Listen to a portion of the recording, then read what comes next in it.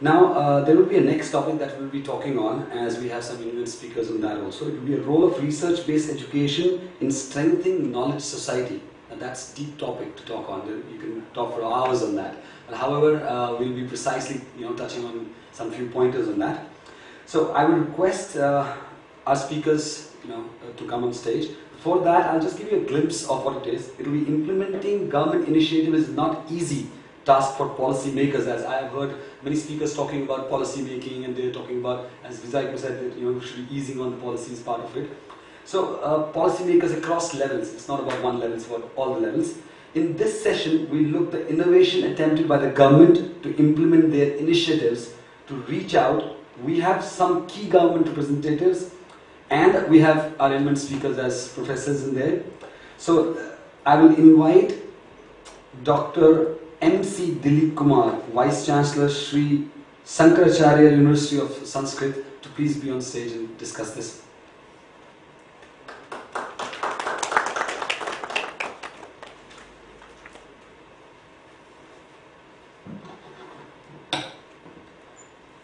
Respected resourceful resource persons, academicians, and dear friends.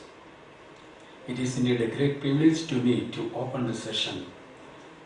The role of research-based education strengthening knowledge society. On behalf of Sri Sankaracharya University of Sanskrit, Kaladi, I welcome you all to attend this session.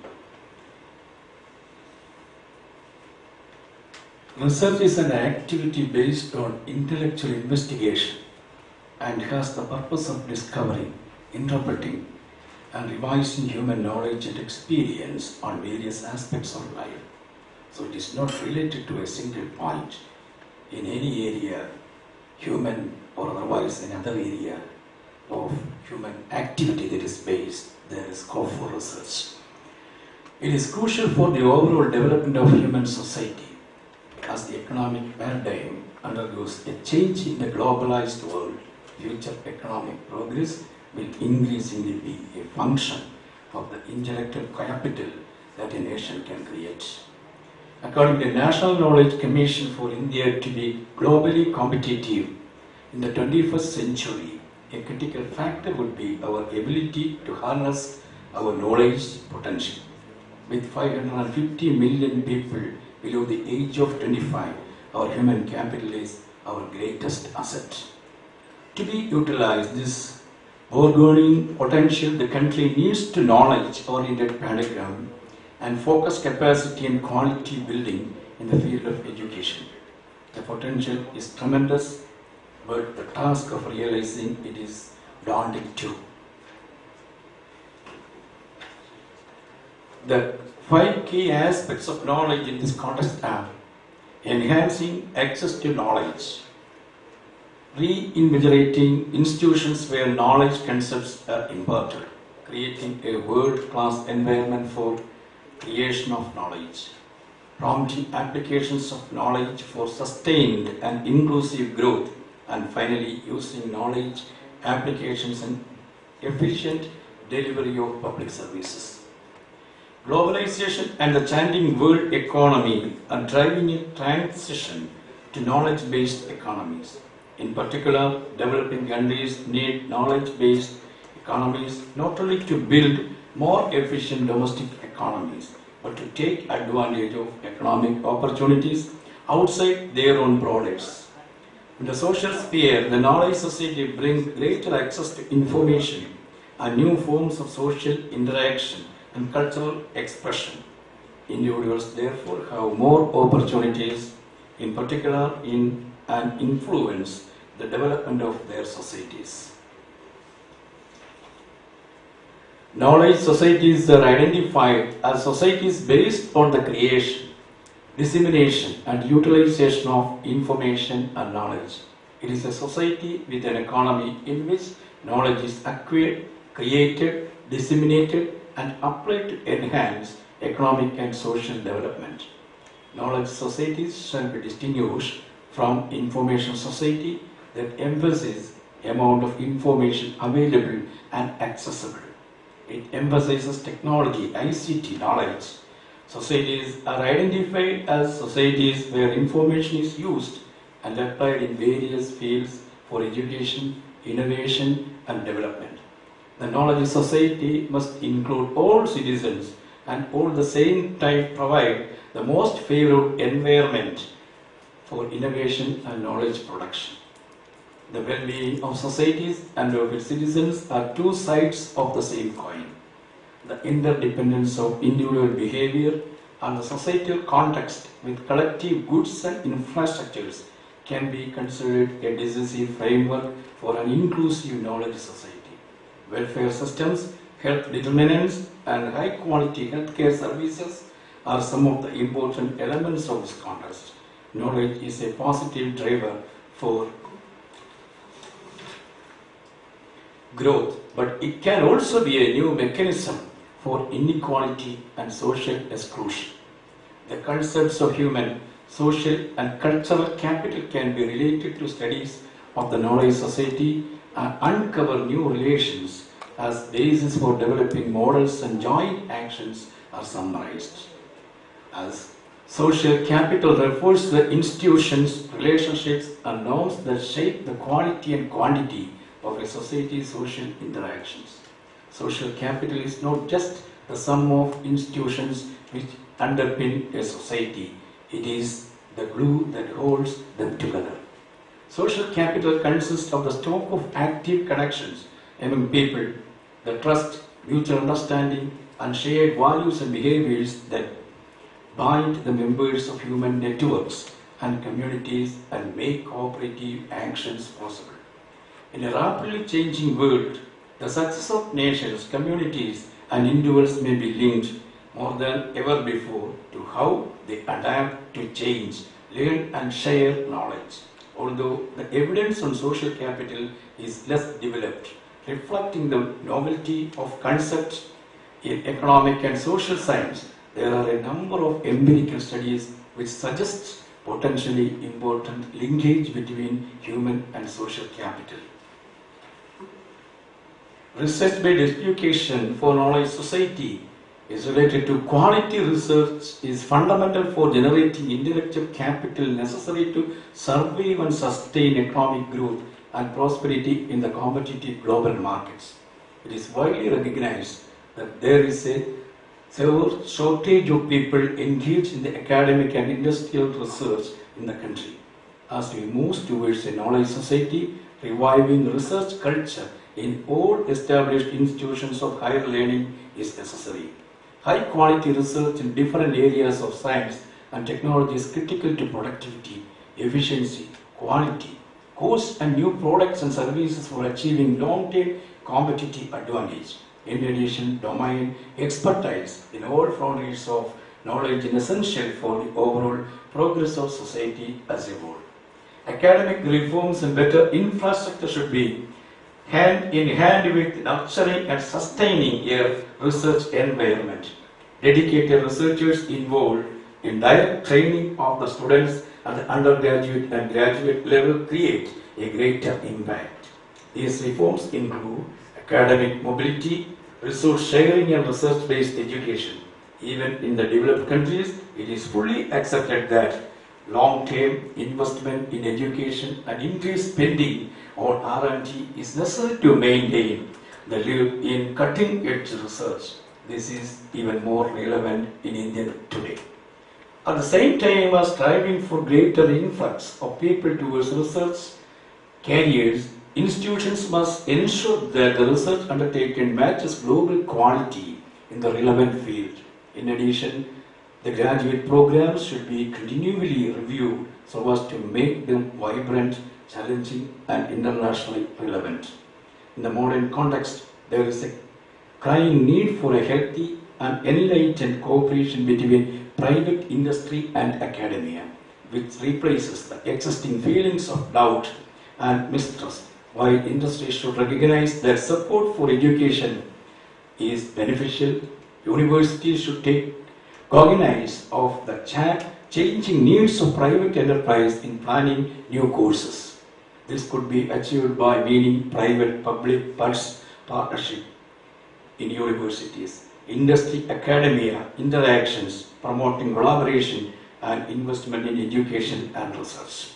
So coming to this area, I wish to share certain points. Actually, the research is going on in universities or colleges is mainly for getting a PhD degree to enhance the name of a particular person. So the research-based education is not confined for getting a research degree. Actually, the University Grants Commission or other agencies are providing much fund for research activities. There may be then different types of research activities that can be carried out with the help of certain organizations, but whether it is beneficial to society as a whole, that's my question. If a research is going on and finally a result is coming out, it must be beneficial to society at large, otherwise there is no meaning for research. Simply a search for knowledge for the benefit of the researcher is not the benefit to the society, so it should be beneficial. Interdisciplinary research should be operated. Otherwise, it is very difficult to move because all the aspects are connected with different types of areas. We are not able to link on a particular topic or a particular subject that is relevant in the case of chemistry or otherwise physics or otherwise astrophysics or something like that. But in generally, all these things are interrelated. So the progress of interdisciplinary research is necessary, and at the same time, if we are spending some amount for research activities, the output should be shared by the other people, the common people, otherwise it must be suitable to the government of India and state governments for policy decision making. Otherwise there is no benefit. How many PhDs are produced from a university? There is a question. So there will be 300, 400 or 500. Then from that, how many research outputs are creative and it is beneficial to society, or otherwise it can be done through the help of public-private participation, because this seminar is arranged by the group. So they are ready to share the global energy with universities and colleges. So in this area also, sharing and caring of these two groups, private groups and public participation and government participation, is inevitable to decide a new model for research. Otherwise it may be a customized one, it may be a traditional one. Research is going on, so a topic may be selected, there will be some methodology, and finally a product may be there, whether it is useful to society, whether it is beneficial to the community, whether it is beneficial to the human being at large. I wish to submit these points in front of you for further discussion, and I am expecting your cooperation regarding this, and wish to place my record of gratitude to the organizers for giving me an opportunity to present this topic. Thank you very much. Thank you, sir, for that insight on research-based education that we have spoken about. Now, I would like to call upon one of our esteemed guests again, eminent speakers. That will be Professor P. Vanagamudi, Vice Chancellor, Tamil Nadu Dr. Ambedkar Law University. He will be presenting his presentation.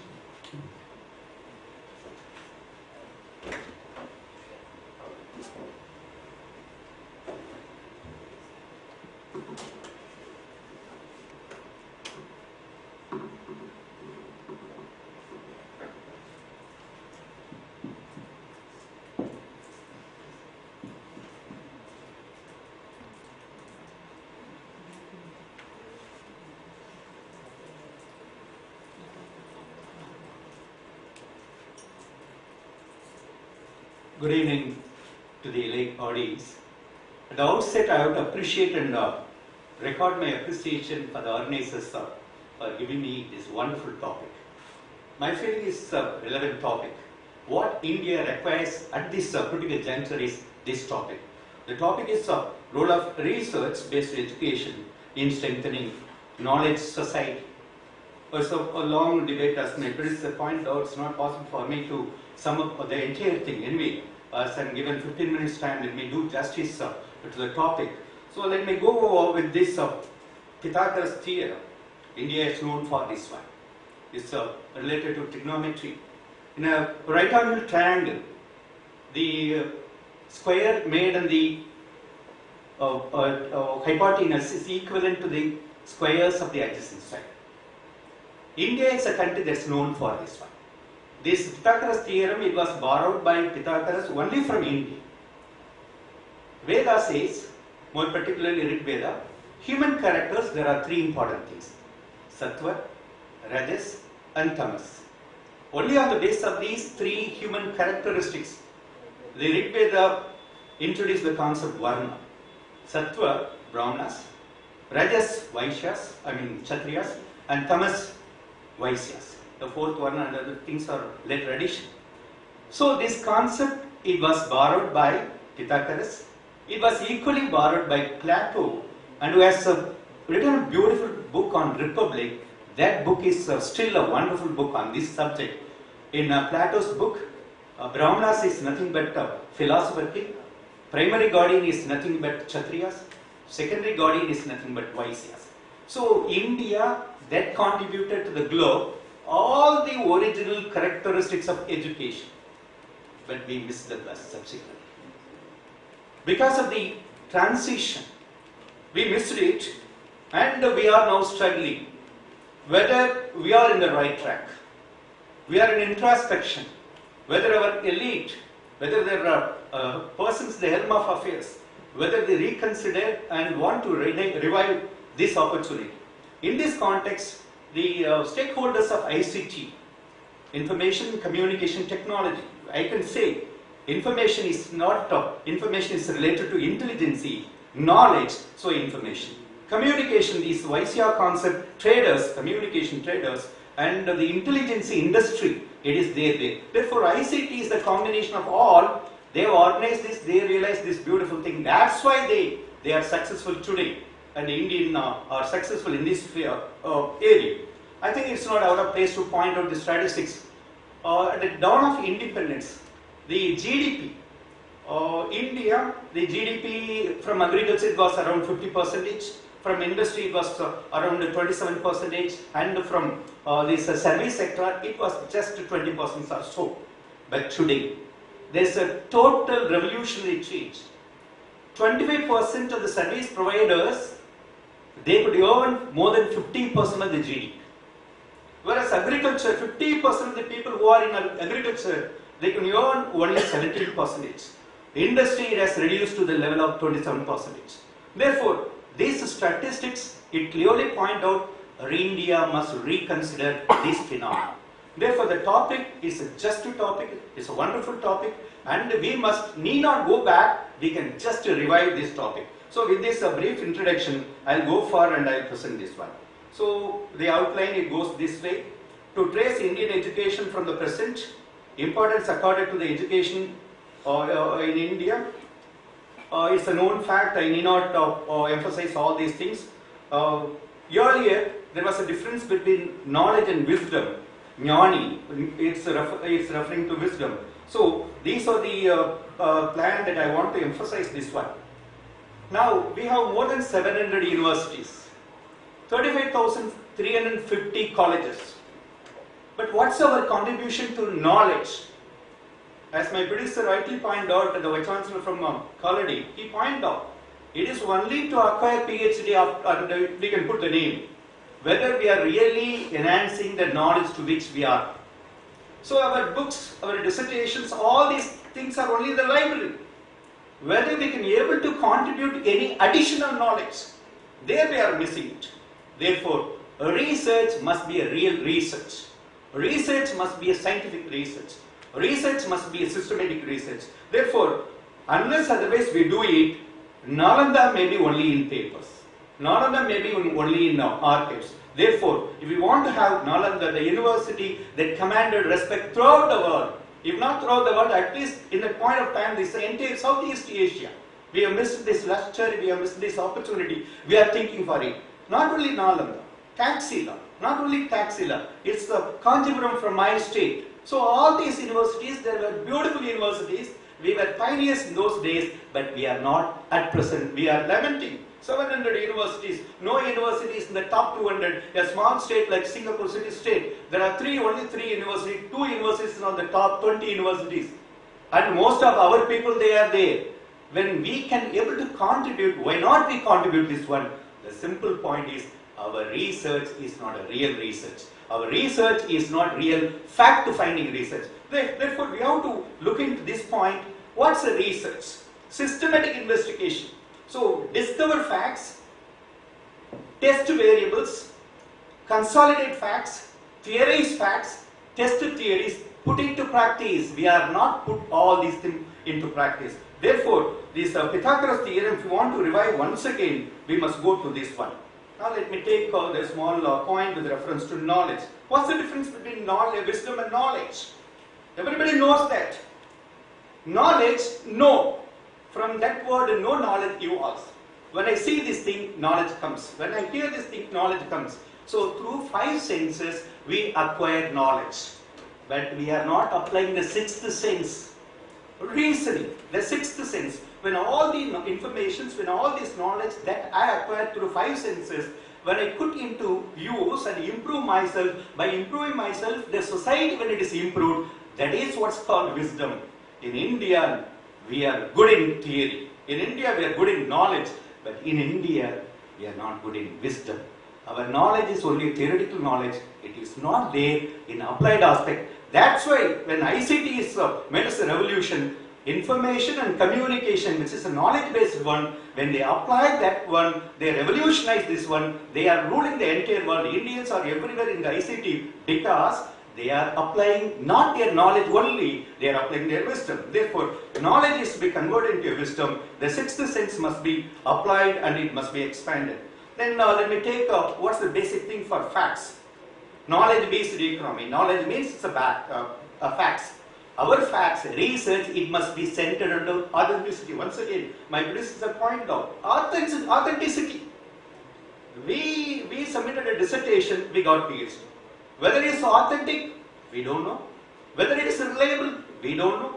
Whether it is valid, we don't know. Whether it is applied, we don't know. These are the areas that we are lacking.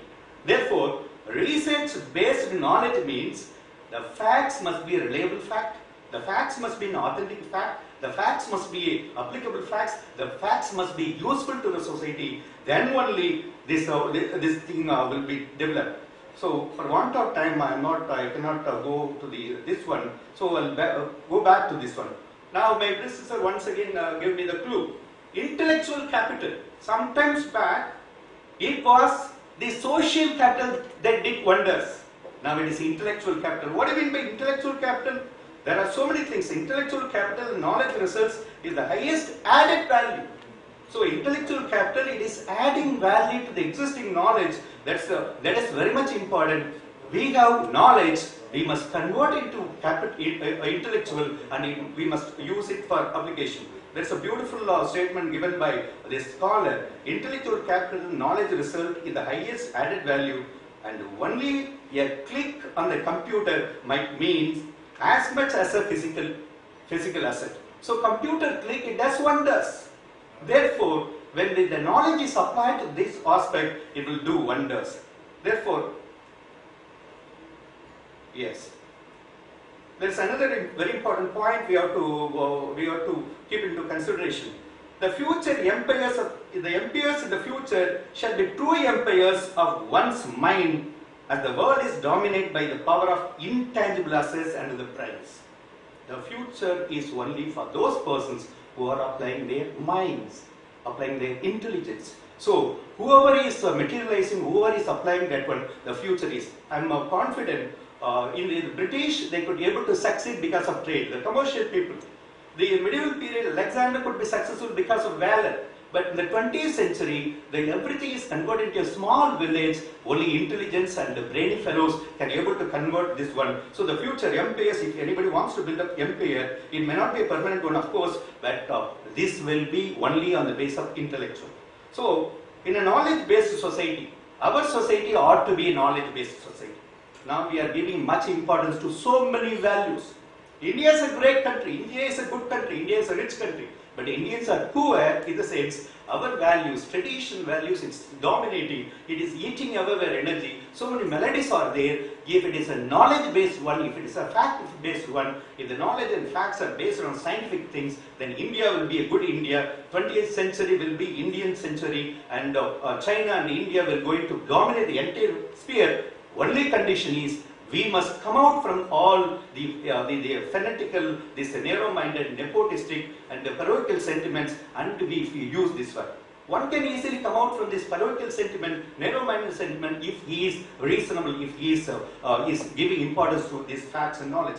So in a knowledge-based society, ideas as viewed as information are not only primordial. Ideas alone are not primordial, it is primary, since they manifest as being ineffable and substantial, essential and concrete, functional and efficient. Therefore, in knowledge-based economy, the center is knowledge. So, whoever is giving importance to knowledge, they will be successful.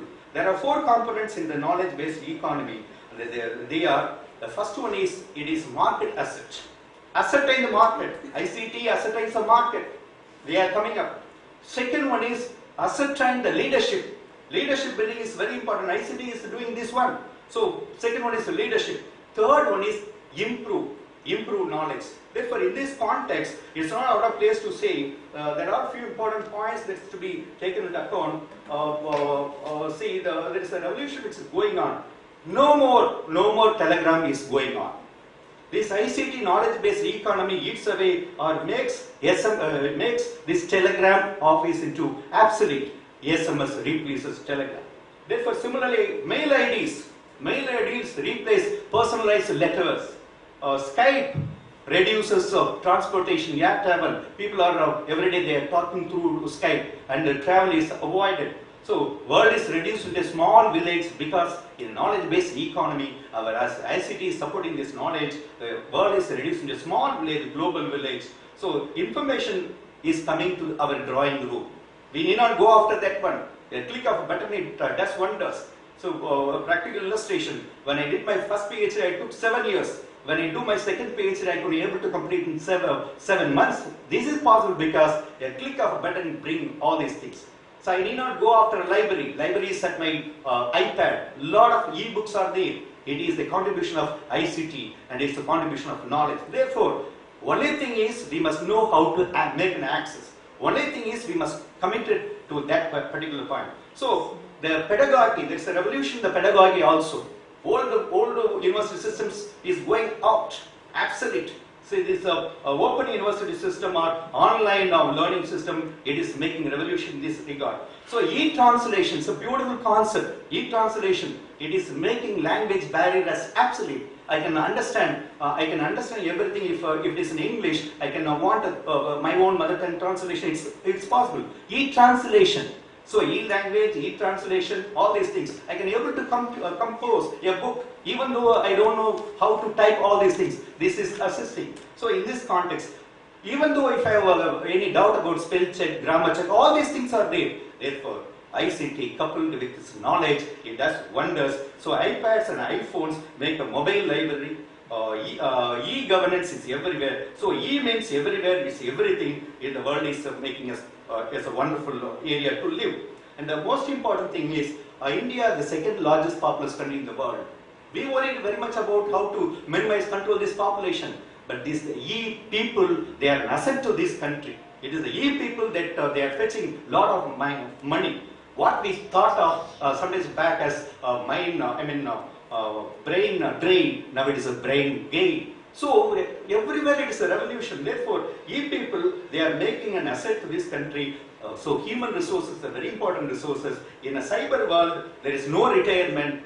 Till death, anybody can do anything. What is very important is acquiring knowledge, expanding knowledge, disseminating knowledge, theory building, theory testing, apply everything to the present day world. So these are very important concepts that I would like to. So ultimately, before concluding my speech, the concept of intellectual capital, as also known as the currency of the new millennium, is the key to success in the era of knowledge. It's a way to create value and hidden resources in an organization. So intellectual capital is a very important thing, and India is replenished with full of intellectual capitals. It is scattered, it is to be consolidated. If it is like that, the second populous country in the world and the largest scientific manpower country in the world, the youngest country in the world is going to lead this world tomorrow. But what is required is We must come out from this superficial phenomenon and we must committed to this value research. So research-based education, if it is strengthened, the world is ours. With these few words, I take this opportunity to thank the organizers for giving a wonderful occasion. In fact, I have 2 slides to substantiate my suggestions, but unfortunately, in a technology-savvy world, I am not supported with this. Please just bear with me. This saddest event that we come across in the last month, Bengal tiger attacked a student in the Delhi Zoo. We have knowledge. Every animal, wild animal, is afraid of fear. Hundreds and hundreds of people for 10 minutes watched that one. Nobody applied that fact that I can remove my shirt, I can put it a fire, I can throw it, it will run away. But we failed this one. Similarly, I have come across, so this is the diagram, I designed it, but unfortunately. There is another beautiful, those persons who are interested, you can look into this Google search. This is gods must be grazing. Under this caption, this is there. It's a wildlife one. 4 persons roamed in a wild forest, and they are after a lion. All of a sudden, a lion approached, they chased 4 persons. One is a tribal, one is a driver, and the 2 persons are scientists. So they are running. 2 persons took shelter under the bus. One person, unexpectedly, the driver took away the bus along with another person. Therefore, 2 persons who were under this bus, they were helpless. What is the tribal? Tribal, having the evidence, knowledge, he claimed in a strong tea in the top. Whereas the scientist, one of the scientists who roamed in this one, claimed in the ordinary tree, the tree is once again coming down to the floor, lowering the floor. So the lion, it is chasing and it climbs down in the tree. Once again the scientist is in a fear. This poor fellow tribal boy understood the significance of the dangerous precarious situation of this scientist, climbed down, chased, he shouts like this, he creates a noise. The lion thought it's a bigger animal, it went away. So we must know how to use facts. So we must know how to use evidence. If we know how to use facts in a scientific manner, in a knowledgeable manner, in a systematic manner, and we apply our presence of mind, the world is ours. That is, a small human being with over age 70 kgs, he is able to convey tons and tons of a powerful animal, elephant, with a single thing. He is capable because it's a mind, it's a knowledge. When he uses 6th sense, in analyzing all the inputs of the 5 senses, it is. Therefore, I really appreciated the organizers for coining this topic. It's the topic of the day. If we apply, use it, really India will be transformed into a great country. Thank you for the good opportunity. Thank you.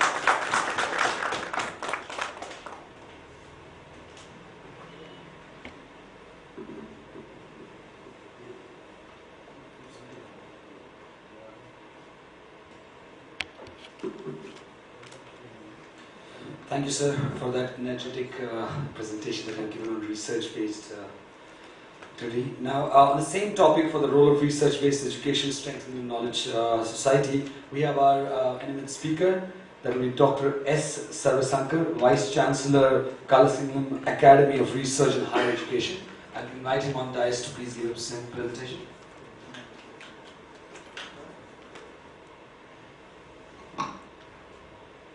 A very good evening to everyone present here.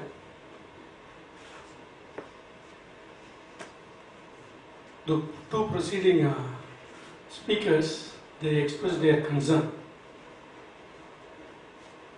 and the weaknesses that is existing in India towards research. In spite of a lot of potentials what we have, the Indians we have, we really lack in research. And as a result, we are not able to come within the top 200. Any of the top premier institutions in India are not able to make within the top 20 in the world rank. So I am here from one of the youngest university, Vice Chancellor, which is just 5 years old, here to share the success what we have achieved through the initiative what we have taken on research-oriented education.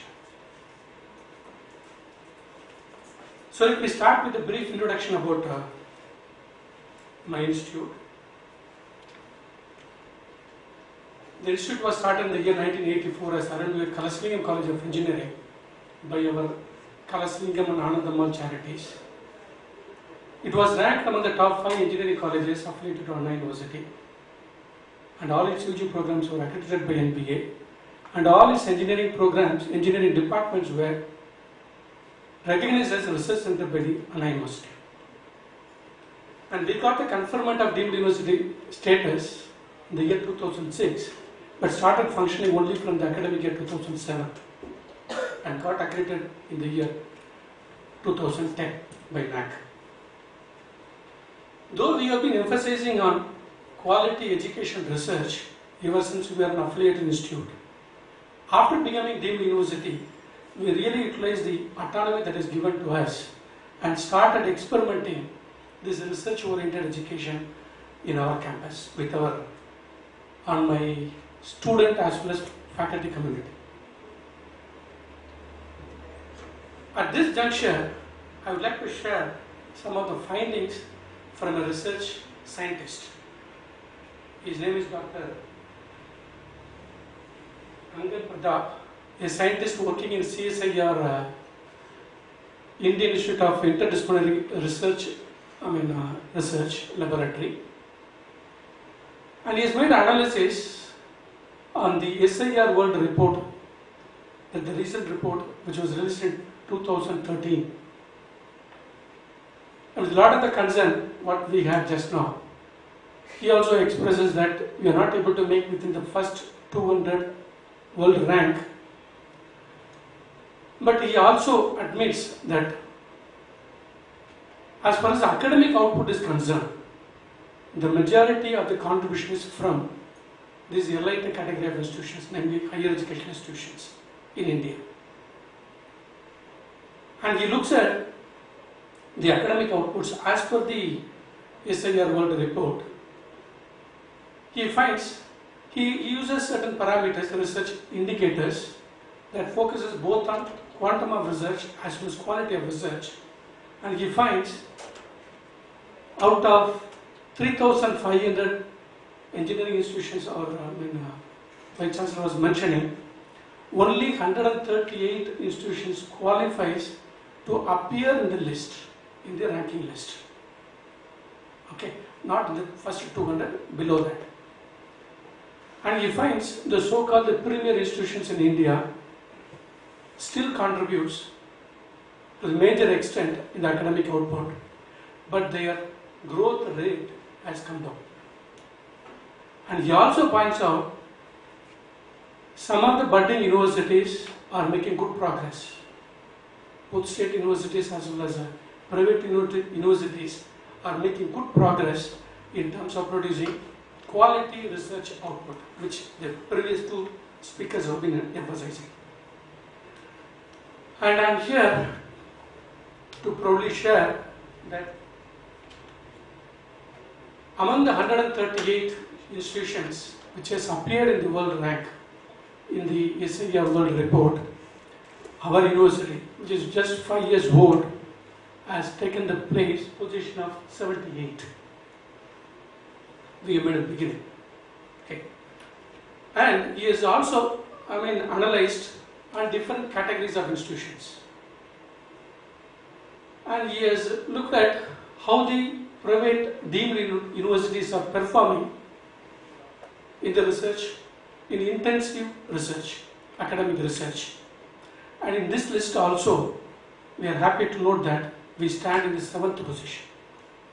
Okay. So this is where we are currently standing now, in just 5 years old university.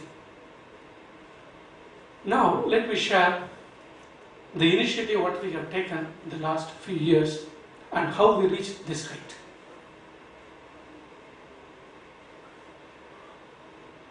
Yes, after becoming deemed university, we have started offering programs, mostly postgraduate and research level programs in the areas where we are strong, both in terms of our expertise and research facilities and ongoing research work we carry it on the campus. Currently, we are offering around 36 PG level program and 23 research level programs in our area of specialization, where my scientists in the laboratories are doing research. And we started establishing these centers of excellence in our area of specialization. Mainly in the area of discrete mathematics, we have established a National Center for Advanced Research in Discrete Mathematics, which was inaugurated by Dr. APJ Abdul Kalam in the year 2007. The year we started functioning as a university. This is a unique university of its kind in the whole of India, with the total funding support from DST worth more than 3.5 crores, and which has research collaborations with all the experts, more than 22 experts across the globe and 13 experts within the country. And more than 22 experts so far have visited this center, and they have done active collaborative research, both with the scientists working in this center as well as the students studying in this campus. The center also publishes a Scopus-cited international journal on graphs and combinatorics, which has attracted the entire mathematics world community in the world. It has attracted nearly 114 international journals, reputed journals from 35 different countries for exchange agreement. Every year we receive 114 journals in exchange of the journal which is being published by this Indian Research Center. And the director of this research center also has received the world recognition. He is ranked as the number 2 discrete mathematician in the world and a founder of the graph theory by some international survey by some mathematical society. And this center, for the last 4 years, without any gap, on every second and fourth Saturday, they offer research-oriented seminar, one-day seminar. Okay. And they cater not only to the student community within the campus, they also cater to the mathematicians around that particular campus, why not, the entire state of Tamil Nadu. And some of the participants are from the other states also. Only because of these seminars, research-oriented lectures, more than 24 students have picked up the research topics and they are doing active research, meaningful research.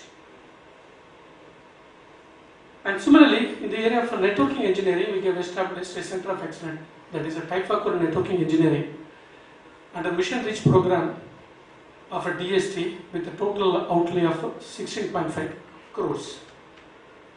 Name any network facilities in one single place. In this center, we have got all the facilities related to network. All the research laboratories are sponsored by the leaders in the network industry. And this industry, and so this center offers PG program in networking engineering. This is the first program in India which is a networking engineering at the postgraduate level.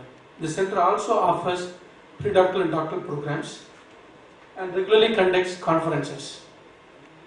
In addition to the regular academic programs, this also offers certification programs to help the students and research community to have hands-on experience with network technology. And we also have a center of excellence in biotechnology. There also we do active research. We offer program both at the master's and the doctor's level. Like this, we have other centers like material science, Center for Signal Processing and Real-Estate Design, Center for Process Control and Biomedical Instrumentation. Everywhere we do active research. We offer programs relevant to the field of specialization. So we do have collaborations with all the counterparts in other universities in abroad, in all these relevant area of research. And now, let me explain the initiative, what we have taken and how we have disseminated the knowledge we have acquired out of these research centers down to the level of UG programs. Now, after becoming deemed university, we have made our academic system very flexible. We let the faculty to update the syllabus on their own will. Up to 15% of the total syllabus, they have the freedom to change. If they find something new in the research laboratory, they immediately take to the classroom. And we see to that every UG program and PG program, they do at least one experiment, laboratory class associated with the research laboratory. Whoever visits the research centers for collaborative research, they are taken to the classrooms, they take courses, lectures, they take one credit course. And we have truly implemented the choice-based credit system. Nearly 30% of the total curriculum is on interdisciplinary. Any engineer who passes out from the university, he will have subject knowledge other than his domain knowledge, almost in all the other domains also. And wherever he goes, wherever department he goes, he gets exposed to the research flavor that exists in the particular department. And in spite of this, we do practice this one semester abroad program. We encourage the students to go abroad, take some course with the universities with whom we have signed the MOU, get associated with the research scientists there, earn some credit, come here and we transfer the credit. And 50% of such students who visit abroad, they continue their post-graduation there and they continue even their PhD. And one of the student availed this. Now he is doing his postdoc in Harvard University. And in addition to this, we have a practice. Either the 7th semester or 8th semester, we let the student to do one full semester project work, either at the industry or with the research laboratory. On odd semester, some of the students will be going there and taking up some problem. They will try to solve the problem with the assistance of the scientists who were there. And his counterpart, his classmate, whatever the unfinished work, he will go in the even semester and he will complete the work. So that the department, the research center and the student community has continuous touch with a particular research laboratory and the research problem. And in addition to this practice, what we follow, we do have adequate infrastructures and supporting facilities, and more importantly, the interested faculty force. And nearly 1/3 of my faculty are having this, doctoral, postdoctoral experience, and have many funded research projects, fellowships. They guide both the research scholars as well as the PG students on 24 hours basis. So with this kind of initiative, what we have taken, as in the beginning I was mentioning, we have made a march. We have realized. Okay, and in the first slide, you might have noticed, till the last year, till 2012, we were not at all near to the picture. We were not qualified in the rank, the world rank. And today, in 2013, because of this quality factor and the initiative what we have taken, we have reached number 78 among all the 138 institutions that have appeared in the world rank. It is bound to come with this kind of effort from both the faculty, management and the research community. This kind of research, academic research output is bound to come. With the kind of dedication what they offer, it is bound to come. But what is interesting to note, with the initiative what we have taken to disseminate the knowledge they have gained to the UG level program, we find of late, the last 2 years alone, nearly 28 of our UG students have filed patents. Okay, this is an increasing trend. And the last month I had an interaction with the top 10% of the students of the entire campus. Everybody demanded, sir, you must have this mini project. Awareness about how to do project work. You should start from the first year itself. This we have not forced upon them. Okay, this has evolved from the step what we have taken. So this is a success story of our initiative, and we were worried that we are falling behind the foreign university. The journal what we published from this Indian university, just 5 years old university, publishes the international conference proceedings of the conferences being held outside. 2 of the conferences which was held in Taiwan, those proceedings were published by this journal, from this Indian journal as a special issue. And whatever the conference we organize in this university, we see to that it is published by reputed publishers like Springer, Verlag, and so on. So this is the outcome of the initiative what we have taken in the last 4 or 5 years, and we find a very positive progress, which I wanted to share with you. So with this, I close my sessions. I thank the organizers for giving me an opportunity to share our experience, success experience with the August audience. Thank you very much.